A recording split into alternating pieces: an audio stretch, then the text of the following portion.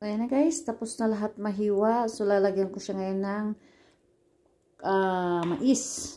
Lalagyan ko siya ng corn. Then, halo-haloin lang lahat. At, ibubukod ko yung akin kasi ayaw ng amo ko ng may mansanas, guys. So, yung sa akin, ay lalagyan ko siya ng mansanas. Gusto ko may mansanas. So, ayan, nilagyan ko ng mansanas yung sa akin. Guys, tapos titimplahan ko siya ngayon ng asin. Kasi yung sa amo ko, ayaw niya ng may asin. Ayaw niya rin niya ng ganyan. Iba yung sauce niya, guys. Sa kanya, lemon, tapos kung ano-ano pang mga pinaglalagay ko. Yan sa akin yan. Yung sa amo ko, may lemon, may boksumat, may black pepper, may cumin powder, ganyan. Iba yung sa amo ko. Yan yung sa amo ko, guys. Iba yung sauce niya. So, ito yung sa akin.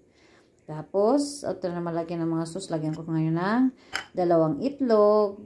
Tapos, yung sa amo kong itlog, ayun din sa kanya. Kasi, hindi ko yan pwedeng balatan kasi ayaw niya nang binabalatan ko. Gusto niya siya ang nagbabalat, guys.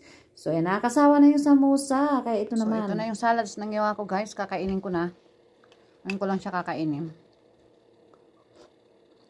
Ang salo.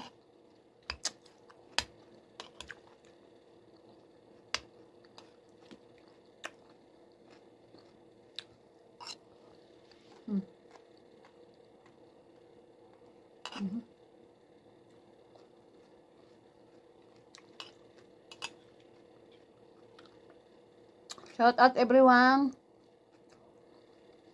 Thank you for watching.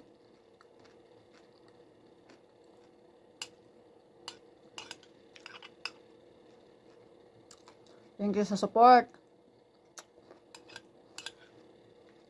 Shout out everyone. Thank you. Sarap.